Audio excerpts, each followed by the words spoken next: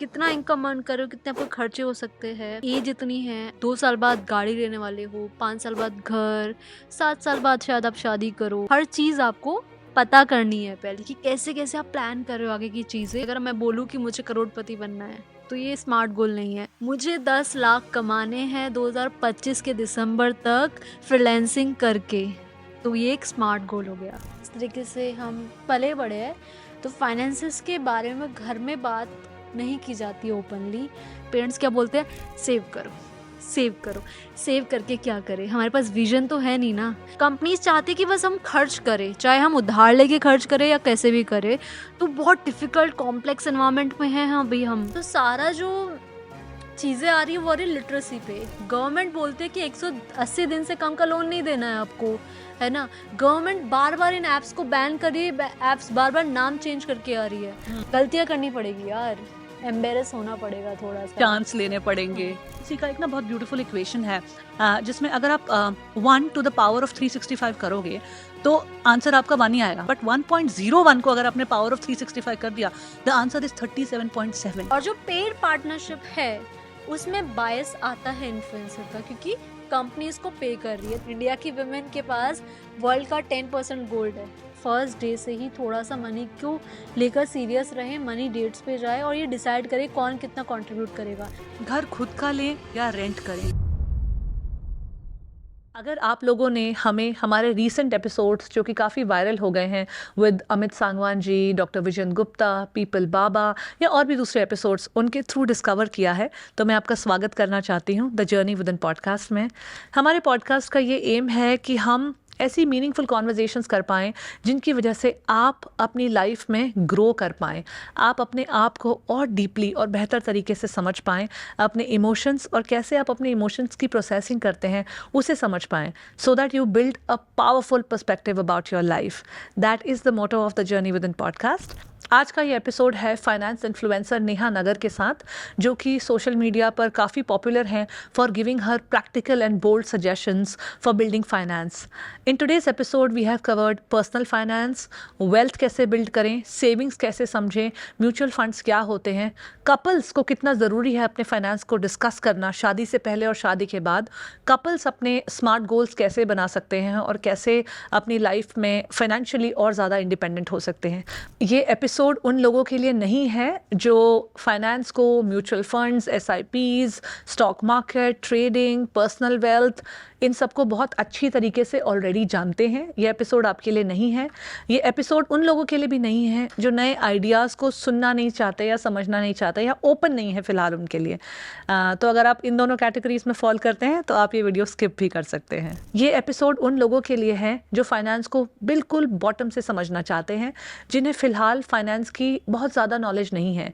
This episode is for students जो बहुत कम pocket money पर अपना गुजारा करते हैं या कुछ पार्ट टाइम जॉब्स करके थोड़ा बहुत पैसा कमाते हैं, उसे इन्वेस्ट करना चाहते हैं, उसको मल्टीप्लाई करना चाहते हैं। ये एपिसोड उन एम्प्लॉयज़ के लिए है जिन्होंने अभी अभी नौकरी शुरू की है और अपने स्पेंड वर्सेस अर्निंग्स को बैलेंस नहीं कर पा रहे हैं, सेव नहीं कर पा रहे हैं। This episode is also for the couples जो अपने फाइनेंस गोल्स साथ में नहीं बना पा रहे हैं। If you fall into any of these categories, watch this conversation till the and.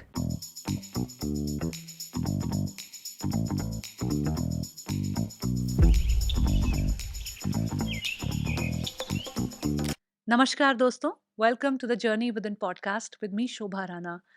इस पॉडकास्ट के थ्रू हम अपने गेस्ट की पर्सनल ग्रोथ जर्नीज को समझने की कोशिश करते हैं। Their journey of self discovery, taking the right actions and causing a transformation in their life. उनके एक्सपीरियंसेस, लाइफ लेसन्स और इंसाइट्स के थ्रू हम ये कोशिश करते हैं कि किस तरह से हम उन लेसन्स को अपनी लाइफ में अप्लाई कर सकें और अपने लिए एक ट्रांसफॉर्मेशन कॉज कर सकें। इस पॉडकास्ट के थ्रू हमारा मेन गोल ये है कि आप अपने ट्रू सेल्फ, अपने इनर सेल्फ को समझ पाएं और अपनी लाइफ के लिए एक अपना यूनिक पर्सपेक्टिव बिल्ड कर पाएं। आपकी लाइफ के गोल्स, आपकी लाइफ के प्लानिंग, आपकी लाइफ में जो भी चीज़ें इस वक्त हो रही हैं उसके बारे में आप अवेयरनेस क्रिएट कर पाएं। So let's master our inner world with the journey within podcast. Hi Neha. Hi, hi, hi. Thank you. So happy to have you. You're looking so beautiful. I have seen your content. बहुत ही simplified तरीके से आप लोगों को समझाते हो कि finance को बेटर कैसे समझे। नेहा, सबसे पहले जहाँ से मैंने शुरुआत की वहीं से शुरुआत करना चाहूँगी कि जो हमारा जो जो एजुकेशन सिस्टम है, जिसमें हम इतनी मेहनत करते हैं, 8 घंटे स्कूल जाते हैं, स्कूल से आकर ट्यूशन्स जाते हैं, इतने बड़े-बड़े एग्ज़ाम्स क्लियर करते हैं, लेकिन जब हम कमाना शुरू होते हैं ना, हमारी फाइनेंस को लेके एब्सोल्यूटली ज़ीरो नॉलेज होती है। और मैं तो कहूँगी कि आज तक भी मेरी फाइनेंशियल लिटरेसी बहुत ज़्यादा नहीं है। हमें टैक्सेस की समझ नहीं होती है। तो कैसे एक एक इंसान एक फाउंडेशन बिल्ड करे to learn finances? I 100% agree कि हेल्थ और वेल्थ 2 ही चीज़ें हैं जो मोस्ट इम्पोर्टेंट होती है। एंड स्कूल में ये बिल्कुल भी बिल्कुल भी नेग्लेक्ट करते हैं इन चीज़ों को। सबसे पहले वेरी इंपॉर्टेंट कि आप अपने आप को जानो। हेल्थ वेल्थ दोनों में रिलेवेंट है कि खुद को जानो कि अभी आप कहाँ खड़े हुए हो, राइट? अगर आप 18 ईयर ओल्ड हो, आपने अभी कॉलेज खत्म किया है, अभी आपको जॉब मिली है, तो अब आप कितना इनकम अर्न कर रहे हो, कितने आपके खर्चे हो सकते हैं, आपकी एज इतनी है, आप 2 साल बाद गाड़ी लेने वाले हो, 5 साल बाद घर, 7 साल बाद शायद आप शादी करो या रिटायरमेंट, हर चीज़ आपको पता करनी है पहले कि कैसे-कैसे आप प्लान कर रहे हो आगे की चीज़ें और उनके बारे में आपको लिखना है। तो लिखना बहुत अंडर एस्टिमेट करते हैं हम चीज़ को कि लिखना ज़रूरी होता है। आपके माइंड में जो भी चल रहा है कि आप क्या करने वाले हो, तो उसको एक्सेल पे लिखो या नॉर्मल कॉपी पेन लेके लिखो बट एक प्लान बनाओ, जिसे हम कहते हैं फाइनेंशियल प्लान। कि आपके गोल्स ये है, आपको इस ईयर तक अचीव करना है, उस ईयर आपको मे बी इतना अमाउंट का ज़रूरत पड़ेगा, तो अब उस पे प्लान कर लेंगे हम कि कैसे अचीव करेंगे। बट आपको अगर पता ही नहीं है कि आपको अचीव क्या करना है, तो आप थोड़े से भटक जाओगे। तो बेसिकली एक बैकवर्ड इंजीनियरिंग वाला जो मेथड होता है कि यस। पहले आपने गोल सेट किया, फिर वहां से आप इंजीनियर करते हो पीछे की तरफ कि अब अगर मैं 2025 में अपनी लाइफ ऐसे देखती हूँ फाइनेंशियली, तो मुझे 2024 में क्या करना पड़ेगा, 2024 के दिसंबर में क्या करना पड़ेगा, नवंबर में क्या करना पड़ेगा, जून में क्या करना पड़ेगा, इस तरह जिसे से हम स्मार्ट बैकवर्ड। गोल्स कहते हैं ना, राइट। स्पेसिफिक मेजरेबल गोल्स बोलते हैं, अचीवेबल होते हैं वो, राइट? तो जितने भी हम ये गोल सेट कर रहे हैं, स्मार्ट होने ज़रूरी है कि जैसे अगर मैं बोलूँ कि मुझे करोड़पति बनना है, तो ये स्मार्ट गोल नहीं है, ये बहुत वेग जनरल स्टेटमेंट है ना? हाँ, हाँ। मुझे 10 लाख कमाने हैं 2025 के दिसंबर तक फ्रीलांसिंग करके, तो ये एक स्मार्ट गोल हो गया।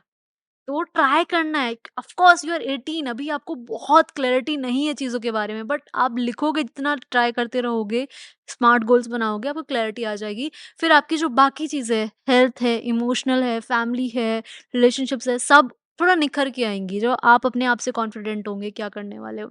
इनकम, एक्सपेंसेस का स्टेटमेंट बना सकते हैं। तो ये भारी वर्ड लग रहा है स्टेटमेंट, सिंपल आपको लिखना है कि आपकी इनकम इतनी, एक्सपेंसेस इतने हैं, आप यहाँ ऐसे खर्च करने वाले हैं, तो इसके लिए भी बजटिंग यूज़ कर सकते हैं। बजटिंग का फॉर्मूला है 50-30-20, very famous, very very famous, कि 50% तो आपके नीड्स में चला जाएगा जितना आप कमा रहे हो। नीड्स मतलब ज़रूरत, जैसे रोटी, कपड़ा, मकान, बहुत ज़रूरी है ये।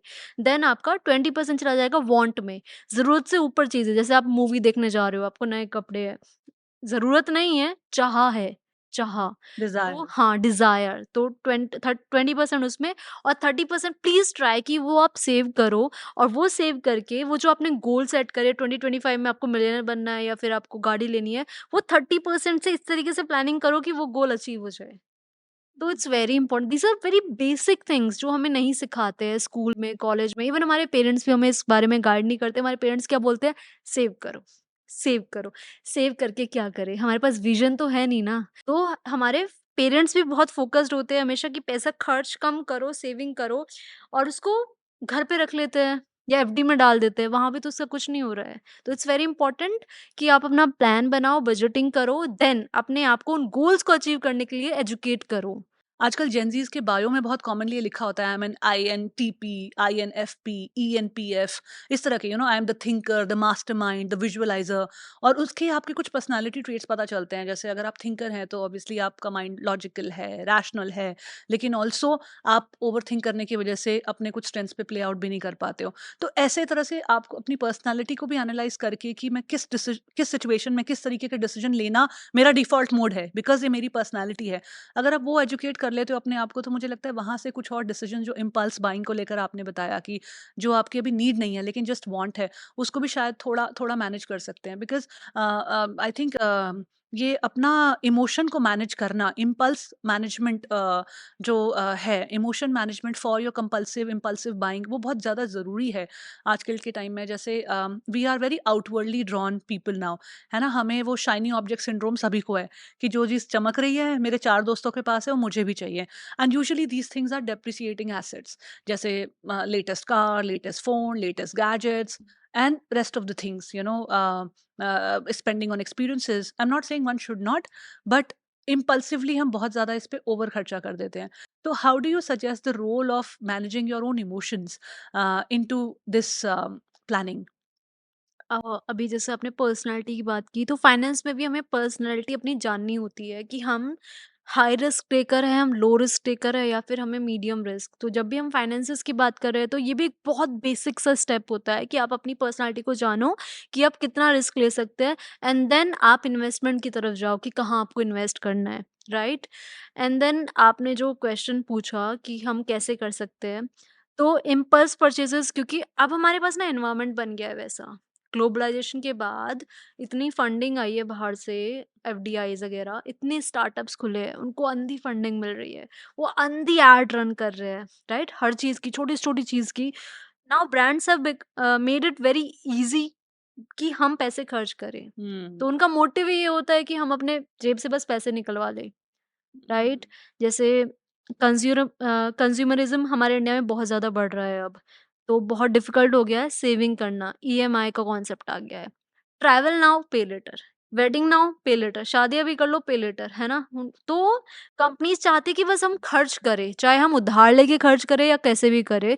तो बहुत डिफ़िकल्ट कॉम्प्लेक्स एनवायरनमेंट में हैं अभी हम। अगर हम अपना माइंडसेट सही नहीं रखेंगे, डिसिप्लिन नहीं बनाएँगे अपनी हैबिट्स को लेकर, बिहेवियर को लेकर, तो हम बहुत ही गलत रास्ते पे चले जाएँगे। क्योंकि हमारे आस-पास इतना डिफ़िकल्ट एनवायरनमेंट हो गया, कॉम्प्लेक्स। तो B it finance, B it health. Health का आप सबको पता है, बॉर्नविटा का जो कंट्रोवर्सी हुआ था कि बॉर्नविटा में कितना शुगर है। इवन आप कोई भी अभी प्रोडक्ट खाने-पीने का उठा लो, सब में शुगर, शुगर, शुगर, शुगर या मैदा, है ना? तो we have to be very choosy. आप कोई जीन्स लेने जाओ लिवाइस की, पहले 6-7 हज़ार में नॉर्मल जीन्स आती थी। अब वो 2000 में भी आने लग गई है, क्योंकि वो चाहते हैं कि बस पैसे खर्च करें। 2000 में अब लिवाइस की जीन्स आ जाएगी। एक एग्जांपल ले रही हूँ मैं। ऐसे सेम विद बीबा का कुर्ता, ये भी पहले 5-6 हज़ार का हमें मिलता था स्टार्टिंग रेंज ना, अभी स्टार्टिंग रेंज 2000 कर दी है, 15,000 1500 कर दी है।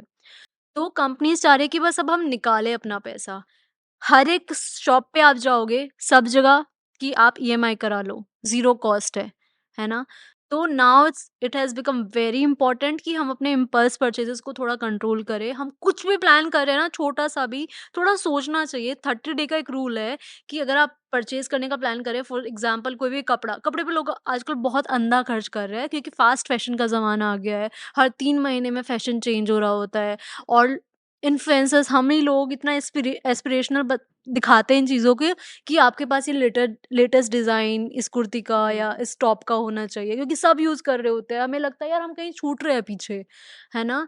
तो 30 डे का रूल होता है कि अगर आप कुछ भी परचेज़ कर रहे हो, फॉर एग्ज़ाम्पल ₹2000 से ज़्यादा का हो, 2000 से अंडर का हो, तो ऑब्वियसली ज़्यादा नहीं सोचना चाहिए, बट इतना भी ज़्यादा नहीं। लेकिन 2000 से ऊपर का कुछ है, तो प्लीज़ 30 दिन का टाइम लो उसको खर्च करने के लिए। अगर 30 दिन बाद भी आपको लग रहा है कि वो परचेज़ आपको चाहिए, प्रोडक्ट आपको चाहिए, तो प्लीज़ उस पे बेफ़िक्र होके पैसे खर्च करो। अदरवाइज़ 99% ऐसा केस होता है कि 30 दिन बाद मुझे वो प्रोडक्ट चाहिए ही नहीं होता, क्योंकि वो मेरी वांट होती है, वो मेरी नीड नहीं होती है। तो it has become very important कि थोड़ा-सा हम माइंडफुल हो जाएँ चीज़ों को लेकर, स्पेशली फाइनेंसेस को लेकर। हमारा जो पॉडकास्ट है द जर्नी विदिन, उसका हुँ, थीम ही यही है कि हम कैसे ज़्यादा माइंडफुल बने ताकि हम जान पाए कि क्या मेरी नीड है और क्या मेरी वांट है, और फिर कैसे उसमें बैलेंस करें।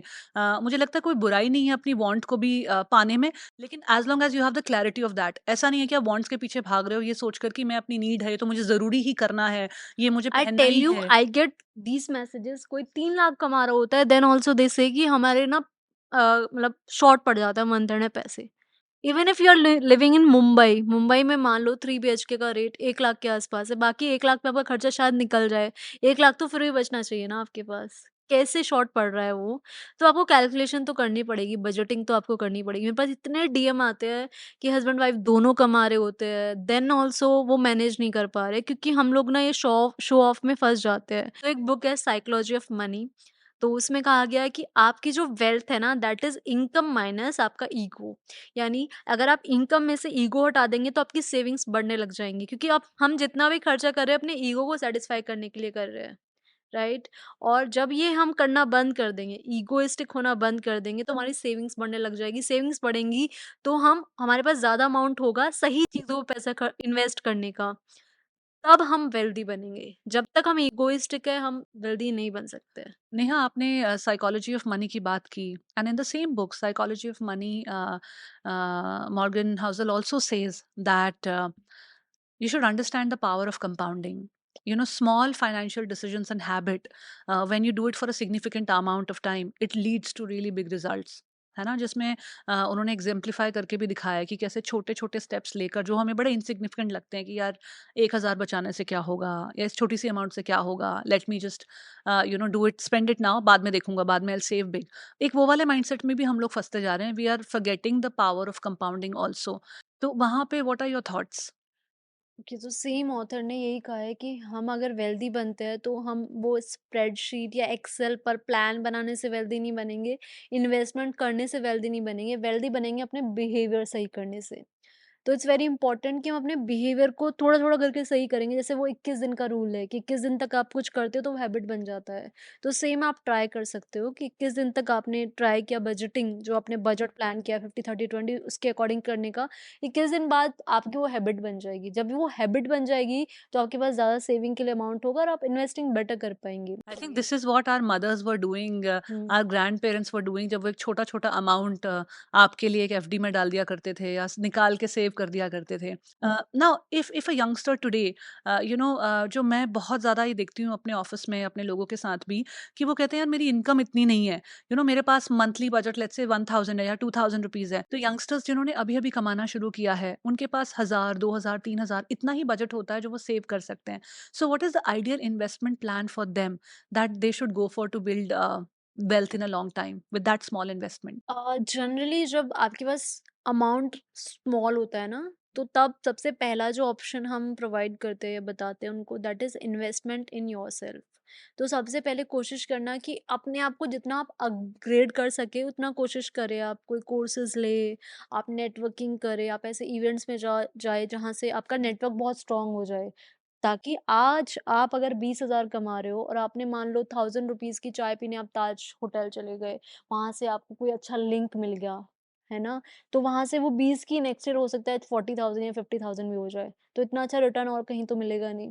तो सबसे पहला ऑप्शन होता है इन्वेस्ट इन योरसेल्फ, कि खुद में इन्वेस्ट करो, बुक्स पढ़ो, कोर्सेज़, इवेंट्स में जाओ। कितने इवेंट्स होते हैं आजकल, कॉलेजेस में इवेंट्स होते हैं, एंटरप्रेन्योर्स को बुला रहे होते हैं, क्रिएटर्स को बुला रहे होते हैं या एक्सपर्ट्स को बुला रहे होते हैं, योगा।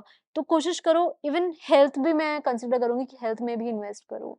ये टॉपिक थोड़ा अनरिलेटेड है, लेकिन अभी recently we were having this discussion about where do you meet your prospective partners, कहाँ पे मिले। तो लोग यूजुअली टिंडर या जो भी एप्स हैं, बम्बल, इन सबको डाउनलोड करके मिलते हैं। तो मुझे लगता है अगर आपके इंटरेस्ट आपको पता हो, क्लियर हो, आपको अपना पता है that you know what I like, तो हर जॉनरा में इतने सारे इवेंट्स होते हैं, इतनी सारी और जगह हैं जहाँ पे आप बहुत डेस्परेशन वाली एनर्जी के साथ नहीं जाते हो, और बाकी लोग जो हैं वो भी उस डेस्परेशन एनर्जी के साथ नहीं आते हैं। तो I think that that creates a better platform for you to meet people with a very balanced sort of energies. क्योंकि फाइनेंसेस में भी मैंने ये चीज़ देखी है, लाइक यू आर सेइंग कि इन्वेस्ट इन योरसेल्फ। हुँ, आजकल हम लोग इतने आउटवर्ल्डली ड्रॉन हैं कि अगर हमें एक 2,000 रुपए का पिज्जा खाना है या एक एक डिनर पे जाना है या एक मूवी देखनी है, वहाँ हम बिल्कुल दिमाग नहीं लगाते। लेकिन अगर एक 500 रुपए का भी कोई कोर्स है ना, तो हम उसको 50 बार एनालाइज सोचते करते हैं, हैं हाँ। और इवेंचुअली नहीं करते अपने ऊपर या, खर्च। या, या। और फिर बाद में हमें लगता है कि 5 साल बाद में अपने किसी और दोस्त से मिली, उसकी पर्सनैलिटी या उसका जॉब अपॉर्चुनिटी या उसका पेइंग स्केल कहीं और पहुंच गया और मेरा उस हिसाब से नहीं ग्रो किया है। But I don't see that I have not invested with myself, not just money but hmm, also hmm. Time. Hmm, hmm, जैसे हुँ। आपने कहा किताबें पढ़ो, तो हम लोग या। वो टाइम निकालना नहीं चाहते हैं कि हम वो बुक्स पढ़ें। अगर आप मान लो कि कोई है, एग्जाम्पल एक्स, मान लो वो अच्छी फैमिली मतलब अच्छी पढ़ी हुई रिच फैमिली से आता है, तो ठीक है वो आपसे एक लेवल आगे जाएगा ही जाएगा। लेकिन आपको भी तो अपने लेवल पर अपने आप को स्ट्रेच करना होगा। आप कब तक अपने आप को बोलते रहोगे कि मैं सॉरी रिच फैमिली में पैदा नहीं हुआ या मैं पढ़ी लिखी फैमिली में पैदा नहीं हुआ। कब तक अपने आप को वो एक्सक्यूज विक्टिम देना। हाँ। कार्ड प्ले करते रहोगे ना अपने साथ। थोड़ा स्ट्रेच करना पड़ेगा, लाइक गलतियां करनी पड़ेगी यार।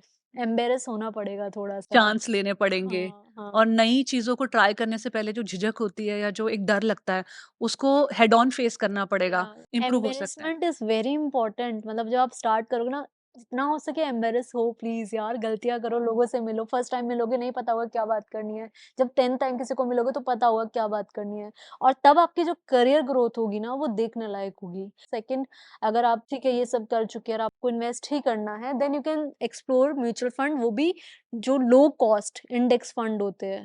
मतलब आपके लिए एक पोर्टफोलियो ऑलरेडी बना दिया जाएगा एक्सपर्ट द्वारा, और उसमें इंडिया के जो टॉप कंपनीज़ होंगी, उनका पोर्टफोलियो होगा, उसमें आप इन्वेस्ट कर सकते हो और आपसे मिनिमम चार्जेस लेंगे इंडेक्स फंड्स में। तो वहाँ से स्टार्ट करोगे तो थोड़ा हेडेक फ्री होना चाहिए, क्योंकि अभी आप स्टार्ट कर रहे हो, अपना करियर स्टार्ट कर रहे हो, आपके पास अमाउंट कम है यार, तो आप main focus should be on your primary job, या फिर उसके लिए साइड हसल ढूँढने पे होना चाहिए, रादर देन कि आप इन्वेस्टिंग में अपना माथा मारो, चार्ट्स पढ़ो आप, या फंडामेंटल एनालिसिस, टेक्निकल एनालिसिस करो। उसमें अपना टाइम एनर्जी देने की बजाय आप इंडेक्स फंड में इन्वेस्ट करो, लो कॉस्ट एकदम मिनिमम चार्जेस आपसे लेते हैं wealth managers, fund managers, and then आप टाइम और एनर्जी अपना मेन काम पे करो। अभी यंग हो, मुझे ऐसा लगता है अगर आप बहुत यंग हो, बहुत कम अमाउंट है आपके पास, तो please, please, please upgrade yourself. Neha, I am so inspired to see your views on investing yourself and upgrading yourself की जो आपने बात की।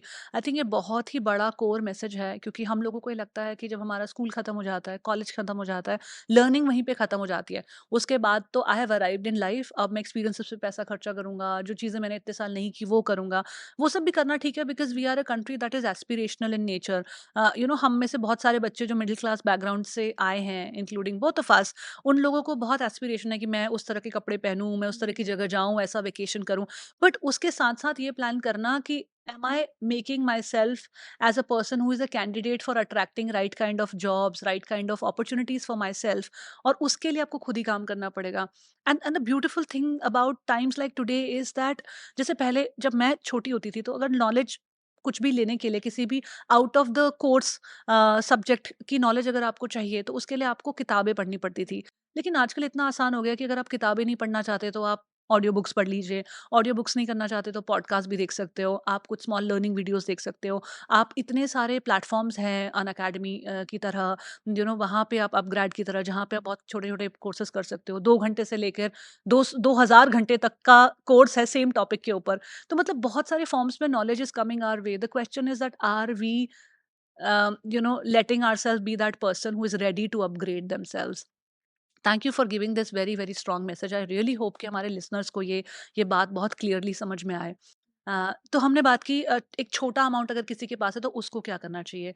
आपने उसका सोल्यूशन बताया, लेकिन एट द सेम टाइम अगर किसी के पास एक बड़ा अमाउंट है, लेट्स से 10 लाख, 15 लाख, 20 लाख का अमाउंट है, तो उनके लिए किस तरह का इन्वेस्टमेंट सही होगा। Of course first step should be कि आप म्यूचुअल फंड का पोर्टफोलियो बनाएं। First is low cost index fund, ये आपने पोर्टफोलियो सिंपली चूज बनता कर कैसे लिया। है? मैं ना हाँ। बिल्कुल आपसे एक फाइनेंशियली इलिटरेट पर्सन हम्म, की तरह पूछूँगी, क्योंकि मैं कहीं न कहीं वही हूँ। हाँ। अगर 1 से लेके 10 तक फाइनेंशियल लिटरेसी का इंडेक्स है, तो मैं शायद कहीं 2-3 पर ही हूँ आज भी। I have been working for 17-18 years now, yeah लेकिन I think I would rate myself there only. तो कैसे, मतलब वो how does one prepare this mutual funds का पोर्टफोलियो, और यहाँ पे वेल्थ मैनेजर्स को हायर करना या एक मेंटोरशिप का क्या रोल रहेगा? I would like to know that also, because मेरे जैसे जो लोग हैं वर्किंग प्रोफेशनल्स, शायद उनका वो इंक्लिनेशन भी नहीं है, और हम्म, शायद उनके पास उतना टाइम भी नहीं है कि वो या एक-एक चीज़ को, अपने पूरे पोर्टफोलियो को समझें। या तो what are your tips and advice there? See personal finance is very personal, completely depend on yourself कि आप स्टॉक्स की तरफ जाना चाहते हो। अगर नहीं, तो mutual fund more than enough है, क्योंकि आपको वहाँ पर ऑलरेडी मैनेज्ड पोर्टफोलियो मिल रहा है, आपके साथ बहुत लोगों का मैनेज हो रहा है और एक्सपर्ट ही कर रहे हैं।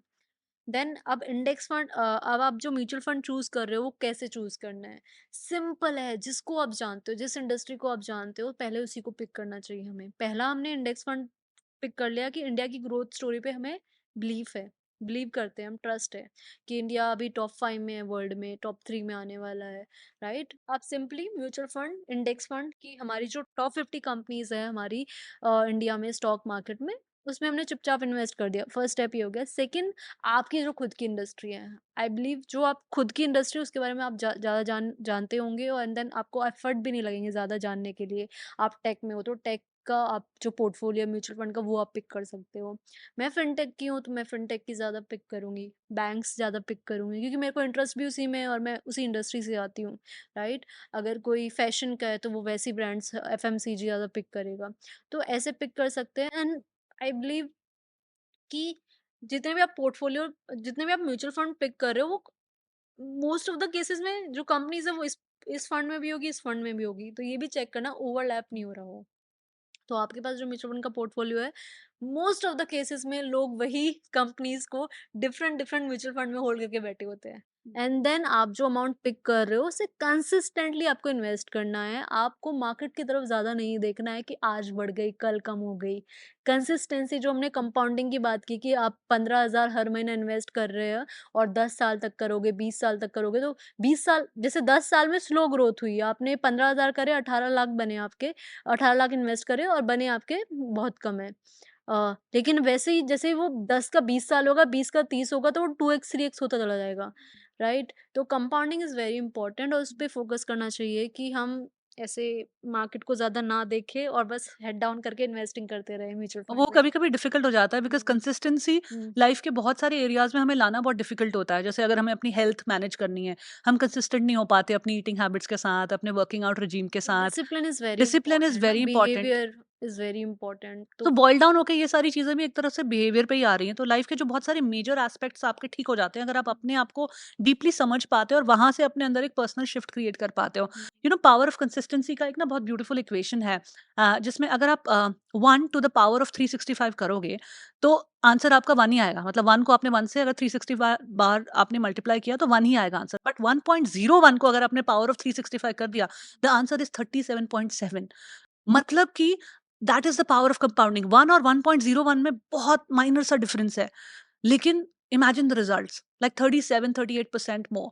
So that is like the power of compounding जिसकी हम बात कर रहे हैं। आई रियली होप जो यंगस्टर्स इस पॉडकास्ट को देख रहे हैं, आपकी स्टोरी के थ्रू और आपकी जो आपने इनसाइट शेयर किए हैं, उसके थ्रू एटलीस्ट ये कंसिस्टेंसी वाला जो चीज़ है, उसको समझ पाएँ। Having said so, Neha, what are the top 3 things one should take into account before following, especially a finance influencer? Finance influencer को फॉलो करने से पहले first step should be authenticity कि वो जो फाइनेंस की नॉलेज दे रही है वो कहाँ से आ रही है, उसका बैकग्राउंड है क्या, क्वालिफिकेशन है क्या, राइट? तो ऑथेंटिसिटी इज़ वेरी इंपॉर्टेंट। तो सबसे पहले हमने वो चेक किया कि हाँ इस बंदी ने वेल्थ मैनेजमेंट में काम किया हुआ है या ये सर्टिफिकेशन लिया हुआ है, तो she is qualified to give some knowledge, at least advice नहीं बट नॉलेज दे सकती है। सेकंड, आप उसको थोड़ा टाइम दो बिफोर ट्रस्टिंग। ऐसा नहीं कि आपको एक रील बहुत ज़बरदस्त लगी कि उसने फिल्म को और फाइनेंस को मिक्स कर दिया तो वाह यार क्या क्रिएटर है, क्या क्रिएटिविटी है, ठीक है? May be she is good in creativity, उसने फ़िल्मी दिखा दिया आपको बट फाइनेंसेस की बात है यार, एक गलत डिसीज़न और आपकी लाइफ़ चेंज हो सकती है, राइट? तो जैसे हेल्थ का बोलते हैं कि एक दवाई आपकी पूरी लाइफ़ चेंज कर सकती है, वैसे ही एक फाइनेंस में अगर आप गलत पॉलिसी ले लेंगे, गलत म्यूचुअल फंड में इन्वेस्ट कर देंगे या गलत आप कोई भी डिसीज़न ले लेंगे तो आपकी लाइफ़ चेंज हो या सकती है, सही डिसीजन ले राइट? लेंगे। राइट? जैसे आपने आज कोई इंश्योरेंस की पॉलिसी ले ली नेहा नागर को ट्रस्ट करके। अब इंश्योरेंस क्लेम करोगे आप 5 या 10 साल बाद और उस वक़्त आपको क्लेम नहीं मिला, तो आप नेहा नागर को थोड़ी ना ढूँढोगे कि कहाँ गई वो लड़की जिसका मैंने सुन के लिया था, है ना? तो थोड़ा टाइम दो उसको ट्रस्ट करने के लिए, 1 महीना, 2 महीने ऑब्ज़र्व करो उसको, पैटर्न क्या है उस इन्फ्लुएंसर का, है ना? और थर्ड इज़ कि वो जो प्रोडक्ट को पिच कर रही है आपको, वो कितना स्पॉन्सर्ड है और कितना ऑथेंटिक या ऑर्गेनिक है, राइट? अगर स्पॉन्सर्ड होगा तो जनरली आजकल सारे इन्फ्लुएंसर्स लिख देते हैं पेड पार्टनरशिप, और जो पेड पार्टनरशिप है उसमें बायस आता है इन्फ्लुएंसर का क्योंकि कंपनी इसको पे कर रही है। तो जो पेड पार्टनरशिप है जनरली हम इन्फ्लुएंसर्स इंश्योर करते हैं कि वो प्रोडक्ट अच्छा ही हो, बट एज अ व्यूअर आप भी ये देखें कि वो सिर्फ एडवर्टाइज कर रही है, आप उसका सुनो कि फीचर क्या है इस प्रोडक्ट में, कितना अच्छा है कितना बुरा है, उसके बाद अपने लेवल पर रिसर्च करो and then click on the subscribe button. And then third में आपको देखना है कि वो अपनी कम्युनिटी के लिए कितना ड्रिवन है, आपको रिप्लाई कर रही है, स्टोरी कितना रियल दिखा रही है अपने आप को, है ना? तो कम्युनिटी बिल्ड करना चाह रही है या फिर 1-2 साल का प्लान है या लॉन्ग टर्म का प्लान है। तो ये सब चेक अगर आप तीनों चेक कर लोगे तो मोस्ट प्रोबेबली आप एक अच्छे इन्फ्लुएंसर को फॉलो कर रहे होंगे और फिर जो उसकी एडवाइस आप सुन रहे हो, ऑर्गेनिक हो या पेड हो, प्लीज़ खुद की भी उसके बाद रिसर्च करो। वो आपको ना एक एडवर्टाइज़मेंट दे रही है। क्यूरोसिटी मैं आपको ना एक क्यूरोसिटी जगाने की कोशिश कर रही हूँ कि कंपाउंडिंग का ये फ़ायदा है, ठीक है? आपने क्यूरोसिटी आपके अंदर जग गई, उसके बाद अब आपको खुद से चीज़ें चेक करनी है। मैं क्यूरोसिटी जगा रही हूँ कि भई आप अगर एसआईपी की जगह स्टेप अप एसआई करेंगे, तो आपको इतना बेनिफिट होगा। तो अब आपका सेकंड स्टेप शुड बी कि नेहा नागर ने ये बोल दिया है, तो चलो लेट्स फाइंड आउट कि ये है क्या चीज़। नेहा, आई थिंक ये 3 पॉइंट्स बहुत इंपॉर्टेंट है to take into account before following somebody blindly. Hmm, I think blindly कहीं पे भी किसी को फॉलो नहीं करना चाहिए, और आप जब एक थोड़े समय तक उनको ऑब्जर्व करते हैं तो you get to know that whether this person is coming from an authentic place or is just some airy fairy stuff जो कुछ टाइम के लिए कुछ ब्रांड डील्स करके जाने वाले हैं। यहाँ फाइनेंसेस जो है वो हमारी लाइफ का एक बहुत इंपॉर्टेंट पार्ट होते हैं, हमारी ओवरऑल वेलबींग का एक बहुत इंपॉर्टेंट एस्पेक्ट है फाइनेंसेस। हुँ, और हमारी वेलबींग का एक और बहुत इंपॉर्टेंट एस्पेक्ट है relationships. Hmm, so our finances and our relationships two are very important aspect of our wellbeing. अब इन दो चीजों को साथ में मिला दें। जब आप एक अपने लिए पार्टनर ढूँढते हैं, आपके कुछ फाइनेंशियल गोल्स हो सकते हैं, कुछ एक तरीका हो सकता है जिस तरह से आप फाइनेंसेस देखते हैं। लेकिन आपके पार्टनर के साथ आपको किस तरह की कन्वर्सेशन करनी चाहिए ताकि आपके एक कोहेरेंट साथ में कोहेसिव गोल्स बन पाएँ? जिस तरीके से हम पले-बड़े हैं, तो फाइनेंसेस के बारे में घर में बात नहीं की जाती ओपनली। जैसे अगर घर में पैसों की बात चल रही होती थी, तो हमें दूसरे कमरे में भगा दिया जाता था कि आप बच्चों की बात नहीं है। या फिर इवन हम बड़े भी हो जाते हैं, तो हमारे सामने कम बात होती है पैसों के बारे में, राइट? हम हिचकते हैं ये बताने में कि हम पर मंथ कितना कमा रहे हैं। जबकि हमें बता देना चाहिए ओपनली सबको, स्पेशली फैमिली में, राइट? अब प्रॉब्लम तो यहीं से स्टार्ट होगी कि हम ओपनली बात ही नहीं कर पाते फाइनेंसेस के बारे में अपने बहन से, भाई से, मम्मी-पापा या फ्रेंड से, है ना? तो जब हमारे पास लाइफ पार्टनर होता है तो हम इतना कंफर्टेबल नहीं होते उनके साथ कुछ डिस्कस करने में स्टार्टिंग में। तो इट्स वेरी इंपॉर्टेंट कि हम सबसे पहले तो उनका मनी माइंडसेट जानने की कोशिश करें कि वो सेवर है, स्पेंडर है, कि उनकी मनी को लेकर क्या सोच है, क्या विचार है? क्या वो पैसों को लेकर बहुत ज़्यादा कॉन्शियस है? क्या वो पैसों को लेकर बहुत सारे ज़्यादा फ्री है, ज़्यादा सोचते नहीं है? तो इट्स वेरी इंपॉर्टेंट। मेरे पास कितने मैसेजेस आते हैं, लड़कियों के या लड़कों के, कि मैम मेरी वाइफ़ भी बहुत ज़्यादा कमाती है बट वो घर में नहीं देती है कुछ भी। तो मैं उससे कैसे फाइनेंसेस के बारे में बात करूँ? या मैं उससे कितना परसेंट लूँ? या बहुत सारी वाइफ्स को अपने हस्बैंड की इवन इनकम नहीं पता होती है। इवन मुझे मतलब वुमेन के मैसेजेस आते हैं कि मैम मेरे जो हस्बैंड है वो मुझे बताते ही नहीं कि कितना कमा रहे हैं। और मैं ही घर खर्च करती हूँ। मैं ही अपनी सैलरी सारी घर खर्च में निकाल देती हूँ। और वो बोलते हैं कि मैं घर ले रहा हूँ उसके लिए सेव कर रहा हूँ, जबकि मुझे पता ही नहीं है वो क्या कर रहे हैं, राइट? तो बाकी चीज़ों में भले ही आपकी कंपैटिबिलिटी 100% हो, प्यार हो, मोहब्बत हो, सब कुछ हो, लेकिन क्यों छुपा रहे हो? क्यों बात नहीं कर पा रहे एक-दूसरे से? क्यों एक डिसीज़न पे नहीं आ पा रहे हो कि आप इतना खर्च करोगे, मैं इतना खर्च करूँगी? क्यों एक-दूसरे को नहीं समझ पा रहे हो? क्योंकि लॉन्ग टर्म में यही प्रॉब्लम क्रिएट करने वाली है। वर्ल्ड वाइड इवन इंडिया में भी डाइवोर्स हो या फिर फाइट्स हो, कॉन्फ्लिक्ट हो, नंबर्स 2 पे जो रीज़न होता है कॉन्फ्लिक्ट का वो मनी ही होता है। तो money is as important as other things आपके पर्सनल लाइफ में। तो आप प्लीज़ कोई डे फिक्स करो मंथ में कि इस मंथ में इस डेट को मैं पैसों के बारे में मनी डेट पे जाऊँगी आपके साथ, राइट? रेस्टोरेंट में गए सिर्फ़ पैसों के बारे में बात करनी मनी है। रेट मनी डेट पर कि हम जाएँगे। सिर्फ मनी डिस्कस या, करेंगे, या, हमारा या, कितना या। आया, कितना गया, क्या कितना करना है। हाँ, हाँ। क्योंकि वाओ! क्या होता है कि लड़की अगर खर्च कर रही होती है कपड़ों पर, सबसे ज़्यादा बड़ी फाइट कॉमन बहुत छोटी-सी है वैसे कहने को ये कि आप कपड़ों पे ज़्यादा खर्च करती हो, आप मेकअप पे ज़्यादा खर्च करती हो, आप पैसे उड़ा रही हो, है ना? लड़कों का शूज़ पे ज़्यादा खर्च कर रहे हो, पैसे सेव नहीं कर रहे हो। तो गैजेट्स पे खर्च हाँ, कर रहे हो। तो एक कपल गोल वाला प्लान होना चाहिए कि हम दोनों एक ही गोल पे काम कर रहे हैं। मैं अलग नहीं, तुम अलग नहीं। एक तो ये एक ऑप्शन हो सकता है। एक हो सकता है इंडिविजुअल गोल बनाओ कि मैं इस पे काम कर रही हूँ, मैं आप इस पे काम करो और चलते हैं। या फिर मिक्स कर लो कि थोड़ा-थोड़ा मिक्स कर लिया, दो थोड़ा-सा एक साथ कर रहे हैं, थोड़ा-सा अलग, बट डिसाइड करो प्लीज़ क्योंकि लॉन्ग टर्म में प्रॉब्लम्स क्रिएट हो सकती है। अब अगर हम 90s की बात करें तो उस वक़्त क्या होता था, एक मेल मेंबर होता था, वही पूरी फैमिली के लिए अर्न कर रहा होता था। 2000 के बाद थोड़े-थोड़े चेंजेस आने लगे कि वुमेन भी थोड़ा बहुत कमाने लग गई, ठीक है? अब वुमेन इसी बात से बहुत ज़्यादा खुश है कि वो कमा रही है, वो ऑफ़िस जा रही है। अब उससे आगे वो नहीं सोच पा रही है कि वो पैसों को मैनेज कैसे करे या फैमिली में पैसों की बात कैसे करे। वो इससे इतना खुश है ना कि वो कमा पा रही है कि वो कमा के लाती है, भाई को, पापा को या हस्बैंड को दे देती है एंड दैट्स इट। उसका वहीं रोल खत्म है। कि आप करो इस पैसे का जो हाँ, करना है। हाँ, क्योंकि वो बस खुश है क्योंकि उसे काम करने को मिल गया। अब 2020 या 2010 के बाद जो चेंजेस हुए हैं, अब दोनों कमा रहे हैं और ये परसेंटेज बहुत ज़्यादा बढ़ गई है कि हस्बैंड भी कमा रहा है और वाइफ भी कमा रही है। हस्बैंड की सैलरी ज़्यादा हो सकती है, वाइफ की ज़्यादा हो सकती है किसी केसेस में, है ना? अब कैसे डिसाइड हो कि कौन कितना कंट्रीब्यूट करे किस चीज़ में? क्योंकि अब जब शादी नई-नई हुई है तो बहुत खुश हो आप लोग, प्यार में हो, ठीक है बेबी मैं खर्च कर देता हूँ। ठीक है बेबी कोई बात नहीं मैं यहाँ खर्च कर देती हूँ, राइट? राइट। तो तब दोनों मज़े से चल रहे हो। अब हो गए 3, 4, 5 साल जब रियल प्रॉब्लम्स आती है, रिस्पॉन्सिबिलिटीज़ आती हैं। रिस्पॉन्सिबिलिटीज़ आती है कि यार मेरी तो कुछ सेविंग्स हुई नहीं, मैं तो पूरा घर में खर्च कर देता हूँ। मेरे पास अपने लिए तो कुछ है ही नहीं। आपको थोड़ा-सा प्यार से बाहर पहले लवी-डवी है, सब कुछ ओके लग रहा है। अब थोड़ा-थोड़ा आप अपने बारे में सोचने लग गए हो, है ना? जो हम सेल्फ अवेयरनेस की बातें करते हैं, तो तब थोड़ा बहुत आपको क्लिक करने लगेगी चीज़ें, कि ऐसा क्यों हो रहा है या फिर ऐसे क्यों नहीं हो सकता है। तो इसीलिए वेरी इंपॉर्टेंट कि आप फर्स्ट डे से ही थोड़ा-सा मनी को लेकर सीरियस रहें, मनी डेट्स पे जाए और ये डिसाइड करें कौन कितना कंट्रीब्यूट करेगा। लड़की 2 लाख कमा रही है, लड़का 1 लाख कमा रहा है, लड़की 1 लाख कमा रही है, लड़का 2 लाख कमा रहा है, तो देखो कि कौन कितना घर के एक्सपेंसेस में कितना कंट्रीब्यूट करेगा। तो इसका फॉर्मूला होता है प्रोपोर्शनेट कर लो कि आपने टोटल इनकम घर की कैलकुलेट करी और टोटल एक्सपेंसेस घर के कैलकुलेट करे। तो पता लग जाएगा कि 30% लड़की का जाएगा तो और 70% लड़की की इनकम का जाएगा। तो इस तरीके से परसेंटेज निकल सकती है और जब आप ऐसे डिसाइड करके खर्च करने वाले हो, तो आपके कॉन्फ्लिक्ट होने के चांसेस कम होंगे। कॉन्फ्लिक्ट होने भी चाहिए, बट एटलीस्ट बात तो करो उसके बारे में। लोग बात ही नहीं करते हैं। और कितना बड़ा प्रॉब्लम बन जाता है ये हमारी फैमिलीज़ में, स्पेशली स्पेशली जो रूरल इंडिया है, उसमें ये बहुत बड़ा कॉन्फ्लिक्ट है। मैं बता नहीं सकती क्योंकि मैं खुद रूरल इंडिया से आती हूँ। तो ये कितना बड़ा चैलेंज है फाइनेंसेस को लेकर वुमेन से घर में बात करना।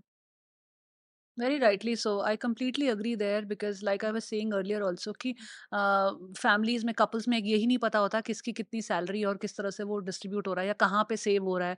कोई प्लान लिया है तो क्या लिया है। ऑल्सो जैसे अगर हम चाइल्ड प्लानिंग की बात करते हैं, तो एक कॉन्सेप्ट होता है मैटरनिटी इंश्योरेंस, ठीक है?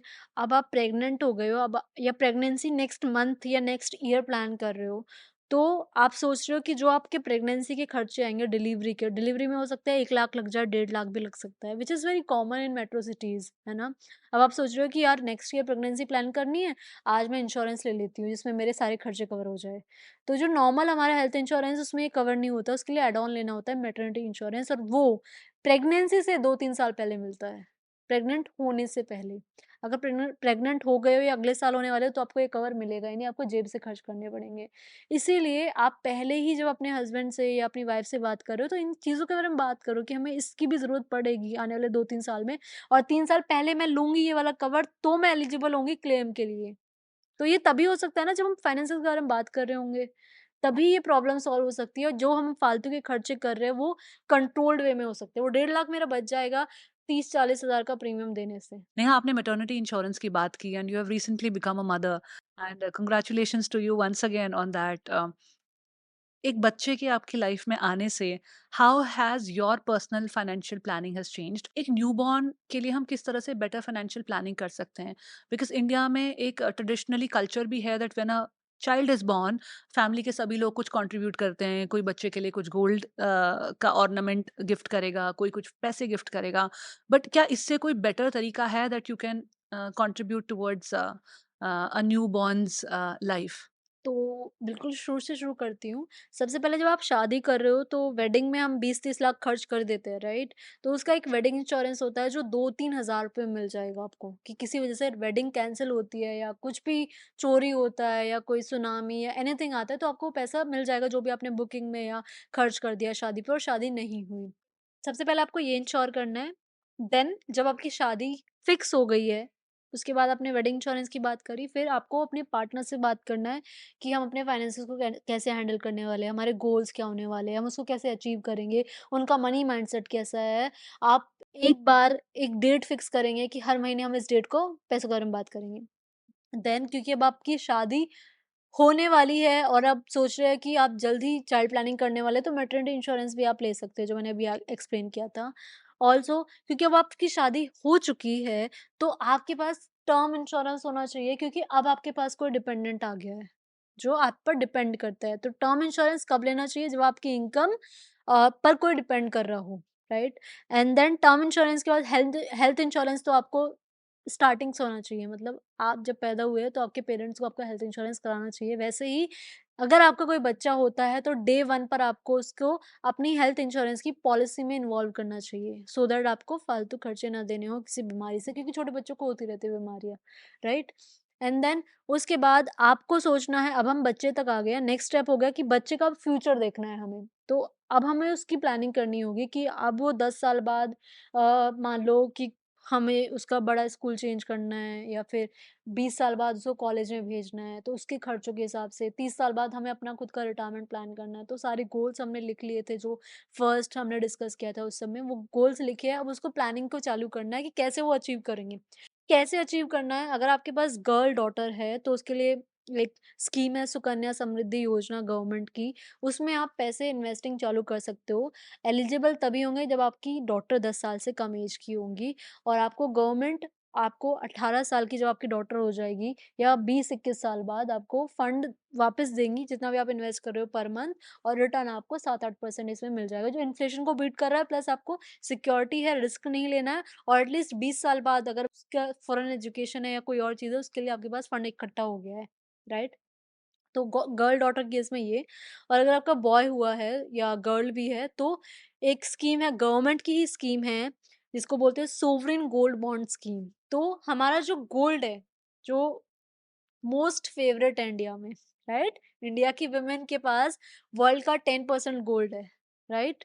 इतना गोल्ड हम होल्ड करके बैठे, इतना फेवरेट है हमारा गोल्ड। हम बच्चे हो रहे हैं, शादी हो रही है, कुछ भी हो रहा है, हम गोल्ड गिफ्ट कर रहे हैं एक दूसरे को, राइट? तो उस गोल्ड में हम ज्वेलरी की फॉर्म में ना इन्वेस्ट करके हम इन्वेस्ट करें बॉन्ड में, यानी ज्वेलरी में अगर हम इन्वेस्ट कर रहे हैं तो 15% मेकिंग चार्ज चले जाते हैं। आजकल तो 25-30% मेकिंग चार्जेस 25-30% है। मेकिंग चार्ज चले जाते हैं, प्लस मेकिंग चार्ज पर जीएसटी भी लगता है ना? एंड देन बेचोगे, खरीदोगे, टैक्स भी लगता है बेचने पर। तो उसका एक अल्टरनेटिव है कि अगर आप इन्वेस्टमेंट के पर्पज़ से दे रहे हो, जैसे मेरी मम्मी ने मेरे को दिया गोल्ड की चेन कि भई इसकी शादी के लिए काम आएगा, लेकिन बाद के लिए काम आएगा। तो उन्होंने गोल्ड चेन दिया है, राइट? तो इसका एक अल्टरनेटिव हो सकता है सोवरेन गोल्ड बॉन्ड। इसमें रिटर्न आपको वही मिलेगा जो गोल्ड में मिल रहा है। मान लो 10 ईयर का एवरेज गोल्ड का रिटर्न 10% आ रहा है, तो 10% तो आपको मिलेगा ही मिलेगा, प्लस सरकार आपको 2.5% एक्स्ट्रा देगी। सरकार आपको 2.5% एक्स्ट्रा भी दे रही है, राइट? तो बार 12.5 या इससे ज़्यादा रिटर्न आपको बन रहा होगा इसमें। तो इसलिए ये बेनिफिशियल है, प्लस अगर आप उसको मैच्योरिटी तक यानी कि 8 साल तक होल्ड करते हो तो आपको टैक्स भी नहीं देना। जीएसटी तो लगेगी ही नहीं क्योंकि मेकिंग चार्ज नहीं है। और जो फिज़िकल गोल्ड है उसकी स्टोरेज की कॉस्ट होती है, चोरी हो सकता है, टूट सकता है, कोई अर्थक्वेक आया, कुछ भी आया, लॉस हो सकता है। बॉन्ड जो है वो एक पेपर की फॉर्म में है कि आपको इतना गोल्ड दिया गया है और वो पेपर इलेक्ट्रॉनिक है और वो 100% सेफ रहेगा सरकार के पास। तो इससे बेटर ऑप्शन कोई नहीं है, सुकन्या हो गया, सोवरेन गोल्ड बॉन्ड हो गया। देन अब आप इन्वेस्ट कर सकते हो अपने बच्चे के लिए किसी म्यूचुअल फंड में, लॉन्ग टर्म गोल्ड के लिए, 20 साल, 30 साल या 40 साल के लिए, अपनी रिटायरमेंट के लिए। क्योंकि वहाँ पर आपका रिस्क टेकिंग कैपेसिटी थोड़ा ज़्यादा होगा क्योंकि टाइम है उसको अचीव फ्रेम करने के ज़्यादा लिए, है। है ना? तो तब आप mutual fund from the day she और ही इज़ बोर्न एसआईपी चालू कर दो, ₹500 की, ₹1000 की। आपको शगुन का जो पैसा मिल रहा है, वो शगुन का पैसा आप हम उसमें डालते थे गुल्लक में डालने की जगह हम एसआईपी चालू कर सकते हैं 500 हज़ार से। और कंपाउंडिंग की तो हमने बात ही की है कि कितने छोटे अमाउंट से हम कितना बड़ा अमाउंट बना सकते हैं। तो 500 is not a small amount अगर हम लॉन्ग टर्म का सोचे 20-30 साल का। हाँ, अगर अब अभी सोचे तो लगता है क्या ही एक अमाउंट है, या ₹500 या कुछ या नहीं होते हैं। या आजकल तो बस घर से बाहर निकलो तो चाय में ही खर्च हो जाते हैं। लेकिन अगर हम कंपाउंडिंग को समझें और उसको अप्लाई करें और उसको सेव करें तो we can save a huge amount by the या end of and then 20-30 years. या एंड देन गवर्नमेंट की बहुत सारी ऐसी स्कीम है जिनमें आप बेफिक्र होकर इन्वेस्ट कर सकते हो, 7-8% का रिटर्न आपको मिल जाएगा। पोस्ट ऑफिस की ऐसी स्कीम्स है, ठीक है, बट उसमें ये है कि रिस्क कम है, लोएस्ट रिस्क एकदम ज़ीरो या मिनिमल, और return 7-8% which is okay. Neha, आपने फाइनेंस प्लानिंग को लेकर जो इतनी सारी क्लैरिटी हमें दी है, जो नए नए लेटेस्ट ट्रेंडिंग तरीके हैं फाइनेंस प्लानिंग के, जैसे एनएफटी बिटकॉइंस में लोग आजकल इन्वेस्ट कर रहे हैं, ट्रेडिंग में इन्वेस्ट कर रहे हैं, लेकिन गवर्नमेंट के भी क्या प्लान्स है उसके बारे में आपने हमें जो ये जानकारी दी है, I am going to personally also go and look more into this also, क्योंकि हम इसको थोड़ा इग्नोर करते जा रहे हैं आजकल, हम ट्रेंड्स की तरफ ज़्यादा भागते हैं। एफडी का रेट ऑफ इंटरेस्ट आज की डेट में 6% के आसपास है, इन्फ्लेशन भी 6% के आसपास है। So do FDs in today's times make sense? Definitely we need to pick our goals, goals के अकॉर्डिंग करना चाहिए ना, ऐसा नहीं कि एफडी बिल्कुल ही ना करे। इन्फ्लेशन भी बीट नहीं कर रहा, अभी तो इन्फ्लेशन बीट कर रहा है ना, अभी जो रिटर्न्स मिल रहे हैं 6-7% से ज़्यादा ही मिल रहे हैं इस करंट मार्केट सिचुएशन में। तो डिपेंड करता है कि अभी आपको कितना मिल रहा है। तो अब अगर इस वक्त आपको 7% मिल रहा है और आपका शॉर्ट टर्म गोल है, तो आप एफडी एक अच्छा अच्छा ऑप्शन है आपके लिए इन्वेस्ट करने का। बट आपके पास टाइम होराइज़न है 5 साल का, 10 साल का, 10 साल का टाइम होराइज़न है आपके पास, कोई भी गोल अचीव करने के लिए, या कुछ अमाउंट पड़ा हुआ है, तो तब एफडी में आप इन्वेस्ट करोगे तो सेंस नहीं बनेगा, क्योंकि वहाँ पर आप थोड़ा-सा रिस्क लेकर म्यूचुअल फंड में या रियल एस्टेट में इन्वेस्ट कर सकते हो, गोल्ड में इन्वेस्ट कर सकते हो, राइट? गोल्ड में भी जल्दी रिटर्न नहीं मिलता है आपको, 10 ईयर्स, 5 ईयर्स बाद ही आपको सही रिटर्न देखने को मिलेगा। तो आपको पिक करना होगा आपके गोल के according he. Again personal finance is very personal. आजकल ऐसी बहुत सारी ऐप्स हैं जो आपको लोन दे रही है बिना किसी डॉक्यूमेंटेशन के, अगेंस्ट एनी कोलैटरल्स, और इससे लोग बहुत सारे बड़े-बड़े स्कैम्स में भी फँस रहे हैं। I personally know a couple of people जो इस तरह के स्कैम में फँस गए हैं। अमाउंट बहुत बड़ा नहीं था, लेकिन उसके बाद जो हैरेसमेंट होती है बहुत बड़ा हो जाता है। So have you heard of any such cases, Neha? Oh! A lot यार, अ लॉट।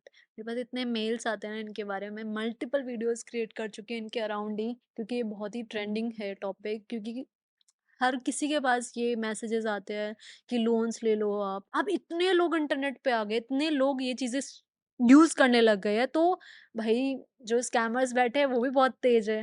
करेक्ट। एक बहुत वियर्ड सा केस हुआ था अभी रिसेंटली, तो एक लड़की है, उस लड़की को अ डिजिटल अरेस्ट कर लिया गया। एक लड़की को डिजिटल अरेस्ट, क्या टर्म है डिजिटल अरेस्ट? तो उसके पास कोई कॉल आया कि आपकी कोई डिलीवरी आई हुई है, आप इसका पेमेंट कर दो। वो उसको लगा होगा कि मैंने ऑर्डर किया होगा या किसी ने भेजा होगा, उसने लिंक पे क्लिक किया। उसको जो लिंक पे क्लिक किया, वीडियो कॉल ओपन हुई कि हम ना कस्टम ऑफिसर बोल रहे हैं, आपने कोई चोरी करी है, तो आपको डिजिटल अरेस्ट किया जा रहा है। तो उसको 24 घंटे तक कैमरा के आगे बिठाया कि आप मूव नहीं कर सकती हो। फिर उनसे पैसे माँगे कि ठीक है मैडम, हम गवर्नमेंट के ऑफिशियल्स हैं, आप हमें 4-5 लाख रुपए दे दो और हम आपको छोड़ देंगे। वो बंदी कैमरा के आगे बैठी रही ये डर के कि कहीं घर पे पुलिस ना आ जाए, राइट? और ये माय रियल गॉड! केस है, और एक केस नहीं है, ऐसे बहुत केसेस बढ़ रहे हैं, राइट? तो जब उसने 5 लाख दे दिए, उसके बाद उसको थोड़ा शक हुआ तो मम्मी को बताया, फिर वो पुलिस स्टेशन गई, तब उनको पता लगा कि वो तो स्कैम है। तो सारा जो चीज़ें आ रही है वो आ रही है लिटरेसी पे। एक तो हमें लिटरेट होना बहुत ज़रूरी है फाइनेंशियली कि क्या चीज़ एक्चुअली में फ़िज़िबल है, कि हम कोई ऐप यूज़ कर रहे हैं तो that should be licensed. Government बोलती है कि 180 दिन से कम का लोन नहीं देना है आपको, है ना? गवर्नमेंट बार-बार इन ऐप्स को बैन कर रही है, ऐप्स बार-बार नाम चेंज करके आ रही है। तो हमें हुँ। थोड़ा-सा लिटरेट होने की ज़रूरत है ना, कि आरबीआई लाइसेंस्ड होनी चाहिए। अगर हम इंश्योरेंस की ले रहे हैं तो आईआरडीआई लाइसेंस्ड होनी चाहिए। हम ब्रोकर कुछ चेक, कोई ब्रोकर, ज़ीरोधा, ग्रो कुछ भी चेक कर रहे हैं तो सेबी की क्या कहना है इसके बारे में, लाइसेंस्ड होना चाहिए, क्या चेंजेस आ रहे हैं।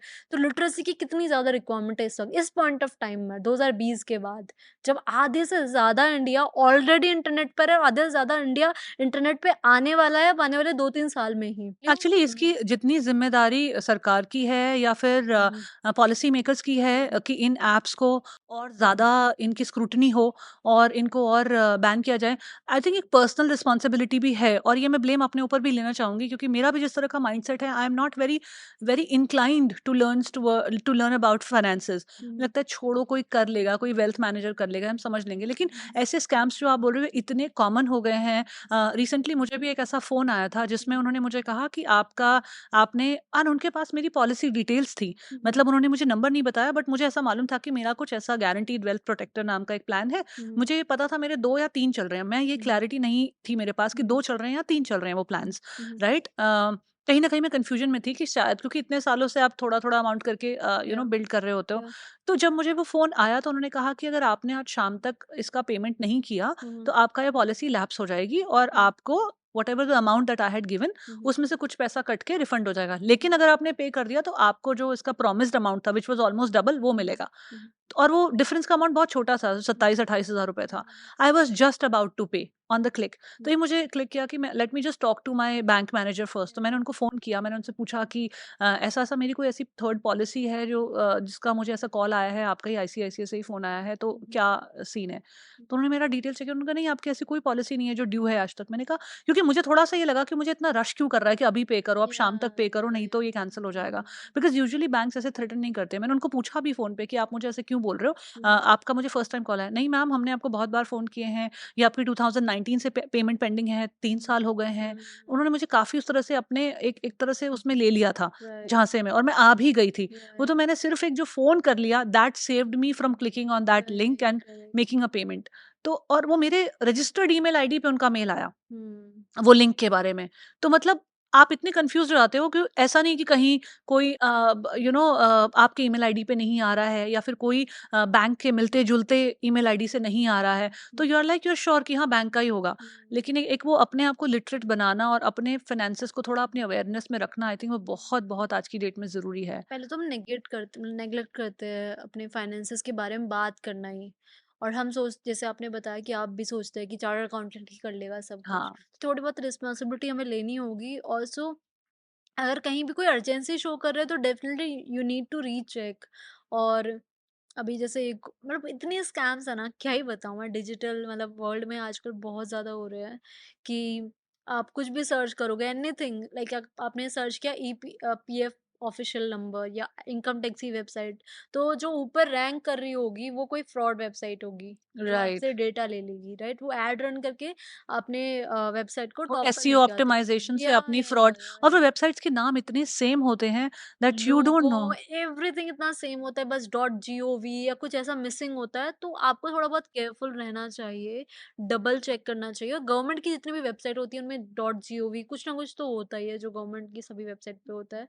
ऑल्सो जो पहली वेबसाइट पर क्लिक करने की आदत है वो उस चीज़ का सबसे ज़्यादा फायदा उठाते हैं स्कैमर्स।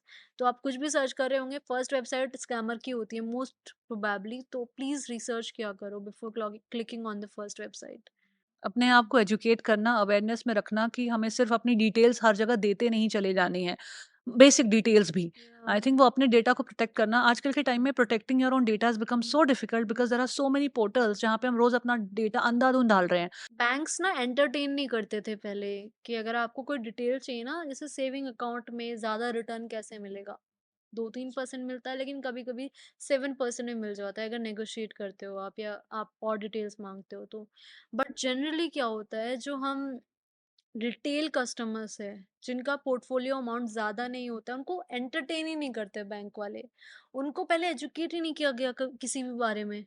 अब हम इन्फ्लुएंसर्स तो ये रोल कर रहे हैं एजुकेट करने का हर किसी को, बट जनरली जो बैंक्स होते हैं ना उनका फोकस होता है एचएनआई सेगमेंट पर। करेक्ट, है ना कि एचएनआई जिनका पोर्टफोलियो 2 करोड़ या 50 करोड़ होगा उनको वो एंटरटेन करेंगे अच्छे से। लेकिन जो इंडिया का जो सेगमेंट अभी बढ़ रहा है, जो लोअर लोअर एंड जो middle and upper middle class है, वो सेगमेंट बढ़ रहा है, वहां पर कोई टैप इन नहीं कर रहा है इन्फॉर्मेशन पास ऑन करने की।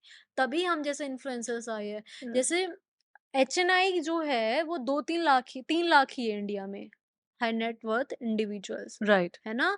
और जो स्टॉक एडवाइजर्स है, एडवाइजरी यानी जो सर्टिफाइड एडवाइस दे सकते हैं स्टॉक्स के बारे में, वो 1300 ही है बस। That is thirteen it. Hundred या तो तो कितना। Naturally they will focus on एचएनआईज़, correct correct. तो वो उनको क्या चाहिए, उनको बड़ा पैसा चाहिए, बड़ा कमीशन बड़ा चाहिए। क्लाइंट तो चाहिए। वो जो हमारी जो ये जो नया सेगमेंट आ रहा है, जो अपर मिडिल क्लास है, जिसका नंबर बहुत तेजी से बढ़ रहा है, इस पे कोई फोकस नहीं कर रहा। तभी हम जैसे इन्फ्लुएंसर्स को व्यूज आते हैं लोग हमें देखते हैं। जो आप कह रहे हो अपर मिडिल क्लास बहुत ज़्यादा फ़ोकस कर रहा है, बहुत ज़्यादा बढ़ रहा है हम्म, और प्रॉब्लम क्या है ना ये मिडिल क्लास और अपर मिडिल क्लास में ना एक तो वो लर्निंग माइंडसेट थोड़ा कम है और हम्म, सेकेंडली उनका एवरीडे शेड्यूलिंग भी कुछ इस तरीके का है कि वो टाइम भी बहुत कम बचता है। तो मिला-जुला के सारे जो उनके फैक्टर्स होते हैं, hmm, they contribute towards them not becoming financially literate. Yeah. है ना? एक Mhm. तो हम खुद भी ज़िम्मेदारी कम लेते हैं, एक पहलू वो है ज़रूर है, लेकिन आस-पास जो आपकी लाइफ़ के बाकी फैक्टर्स भी हैं, वो भी बहुत कंड्यूसिव बना देते हैं आपके लिए कि आप थोड़ा लेज़ी हो जाओ फाइनेंशियल लिटरेसी अपने अंदर पैदा करने के लिए। तो Mhm. उ वहाँ पर ये स्कैमर्स और इस तरह के जो चीज़ें Mhm. हैं, वो बहुत ज़्यादा एंड डेफिनिटली जैसा आपने कहा वो नंबर इतना छोटा है, मतलब मुझे नहीं पता था 1300 ही है सिर्फ़, Mhm. Only 1300 because I used to I didn't know that it's such a stark difference. मतलब Yeah. आप अगर 2 लाख एचएनआईज़ की बात कर रहे हो और आप 1300 एडवाइजर्स हैं उनके लिए, तो और डेफिनिटली पॉपुलेशन देखो आप 140 करोड़ भाई, 140 करोड़। पॉपुलेशन देखो आप और क्या नंबर्स है हमारे पास। लेकिन एक और ऐसा लोन है जो बहुत पर्सनल होता है आपके लिए और जो हर किसी के एक बहुत बड़े सपने से जुड़ा होता है, hmm, and that is home loan. Hmm, घर लेने का सपना। हुँ, अब आज के इस टाइम में there are two debates those are going on. One segment of society believes in कि अपना घर अपना होता है और अपना घर तो लेना चाहिए और अपना ही घर अपना होता है। हुँ, हुँ, there is a second segment of society जो आज हुँ, की डेट में यंगस्टर्स है, एक बहुत ही प्रोमिनेंट डिबेट है that renting is better option. अपना घर लेना, रियल एस्टेट में इन्वेस्ट करना आज की डेट में एक वायबल चॉइस नहीं है। With the rate the real estate is going, the inflation is going, your investment is not going to give you a better return in today's time. So घर खुद का लें या रेंट करें, what is the right way? अभी हम एक book की बात कर रहे थे साइकोलॉजी ऑफ मनी, तो उसमें ही लिखा हुआ है कि जो हमारे not just about book but हमारी लाइफ में भी जितने भी हम फाइनेंशियल डिसीजन लेते हैं वो स्प्रेडशीट पर एक्सेल पर नहीं लेते हैं। हम सब डिसीजन लेते हैं अपने अपने जितने भी हम फैसले करते हैं फाइनेंसेस को लेकर, वो डाइनिंग टेबल पे करते हैं या फिर लिविंग रूम में करते हैं अपने फैमिली के साथ, इमोशंस में आके करते हैं। स्पेशली जब घर की बात होती है तो हम वो पूरा इमोशनल एस्पेक्ट भी होता है उसमें। तो अगर हम कंपैरिजन कर रहे हैं तो इमोशन वाला एस्पेक्ट भी हमें कंपेयर करना चाहिए। तो अगर आप यंग हो और आपको फ्लेक्सिबिलिटी चाहिए, अभी आपकी जॉब मुंबई में है या फिर बैंगलोर में है और आप रिस्क टेकर है, रिस्क लेकर कहीं बेटर जगह इन्वेस्ट करके 15% का रिटर्न कमा सकते हैं, जैसे कि म्यूचुअल फंड में है, स्टॉक मार्केट में है, तो आपको रेंट करना चाहिए बिफोर 30 से पहले। मोस्ट प्रोबेबली आप इस क्राइटेरिया में फिट होंगे कि आपको रेंट करने वाला ऑप्शन फिजिबल लगेगा, but again personal finance is very personal. तो आपको अपना देखना होगा कि आप कहाँ फिट इन कर रहे हो। आपको स्टेबिलिटी चाहिए, आप ज़्यादा रिस्क नहीं ले सकते, आप कंफर्टेबल है, आप पीसफुल है, जो आपका घर हो जाएगा, तो तब आपको घर ही लेना चाहिए, राइट? रियल एस्टेट में लॉन्ग टर्म में हम 10% का रिटर्न कमा सकते हैं, अच्छा ऑप्शन है रियल एस्टेट इन्वेस्ट करने का। बट कंपैरेटिवली स्टॉक मार्केट में आप 15% कमा सकते हो, 15% से ज़्यादा 20% भी कमा सकते हो लॉन्ग टर्म में। तो अब आपको चेक करना होगा कि यहाँ आप रिस्क लेकर इतना कमा रहे हो, एंड देन घर जो है वो हमारी इन्वेस्टमेंट रिटर्न के हिसाब से नहीं कमाते लेते हैं हम उसे लेते हैं रहने के हिसाब से। तो आपको वो चेक करना पड़ेगा कि आपको क्या चाहिए। आप सिर्फ़ रहने के हिसाब से ले रहे हो या फिर आपको रिटर्न भी चाहिए होगा। तो आपको कंपेयर करना होगा। ऑल्सो एक फाइनेंस का रूल भी है जब हम चेक करते हैं कि आप घर ले सकते हो कि नहीं ले सकते हो। तो जो रूल है जनरली लोग नहीं फॉलो कर पाते हैं, बट अगर आप फॉलो कर लो तो आप बहुत पीसफुल लाइफ जियोगे क्योंकि आप एक्सटेंड नहीं कर रहे होंगे चीज़ों को। तो कहते हैं कि जितनी भी हमारी ईएमआई है वो हमारे इनकम के 50% के अंडर आनी चाहिए।